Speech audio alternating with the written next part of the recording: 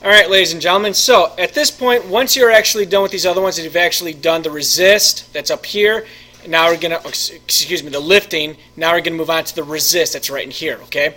That's our next step. Now, what does the word resist mean? To kind of hold off, right? To kind of push away, to not allow, right? So, that is exactly what a resist is doing. Okay, it's going to preserve, it's going to keep away the paint from certain areas. It's going to resist the paint, hence the term resist. Now, what you're going to be doing is when you look at your worksheet here, it tells you all the instructions. So you're going to be using masking tape to preserve areas. You're going to do 3 layers of color minimum and 1 area of white minimum. Now, the reason why I'm showing you the resist is because the paper is white. Watercolor paper is white. That is what you use whenever you have anything that you want to be white. You use the color of the paper. You have to leave it white. Let's say you want to make a color lighter in watercolor. What do? What do you add to a color to make it lighter? Water. You use more water. You don't use white paint. You use water so that the white of the paper comes through. Okay? So, what I've done here is I've taken 6 pieces of masking tape. So I've already done more than the minimal requirements, because underneath each one of these is white. I will take up this piece right here. See? White. See that? So I am preserving white. I am resisting the paint from going in this area. So I put down the tape, and then I painted my red really lightly. Does that make sense? So now what I'm going to do, because sometimes it isn't white that you want to preserve. Sometimes you're painting and you're like, you know what? I want to preserve this certain area. I want to keep it this color, and I don't want paint getting in this area. So you wind up taking and resisting that. So I'm going to take some tape, and I'm actually going to put some tape right here. So now I'm going to preserve red. I'm going to take some of my other tape, and I'm going to put it over here.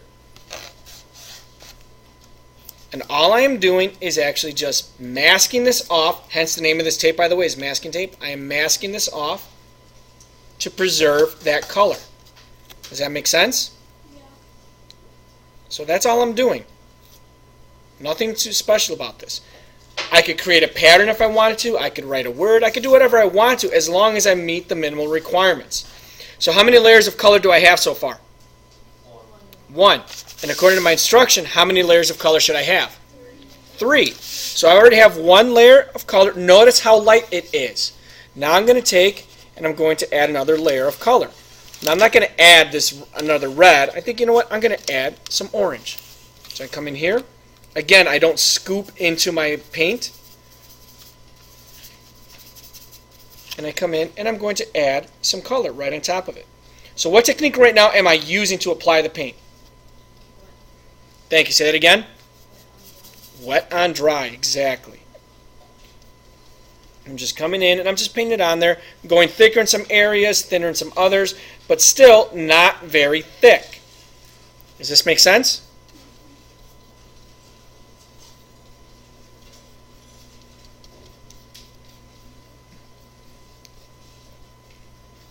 And so I'm going to leave that there and I'm going to let that dry. Got it? Does that make sense? Yeah. So once my orange is dry, I'm going to take some more masking tape, and what I'm going to do is I'm going to put this on here. Now, some interesting questions that have come up for clarification have been, does the paint have to dry? Yes, the paint has to completely dry before you apply the next layer of masking tape and paint. Reason why it has to dry again is the tape will not stick to wet paint. Typically doesn't work out that way. Okay. Also, if you want to resist it, if the paint is wet and you put other paint on top of it, they're going to mix. And you're trying to avoid the mixing. Okay, so you have to be careful with that. So here I am, I'm just putting a couple layers on. And now I'm preserving that orange, and now I'm going to go on top with another color. Alright. And what I'm going to use, I'm actually going to turn my palette around. I'm actually going to use some blue. Now notice I'm not going so thick.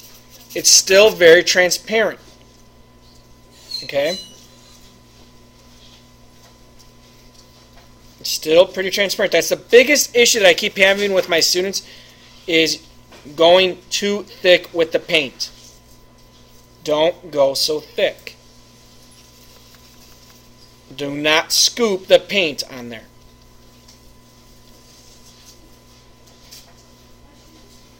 Does that make sense? There we go. See? That's it. That's done. Now I have to let it dry. Once it's dry, what do? Take off the tape. Thank you very much, Maria. Yes, that's all you have to do. Are there any questions?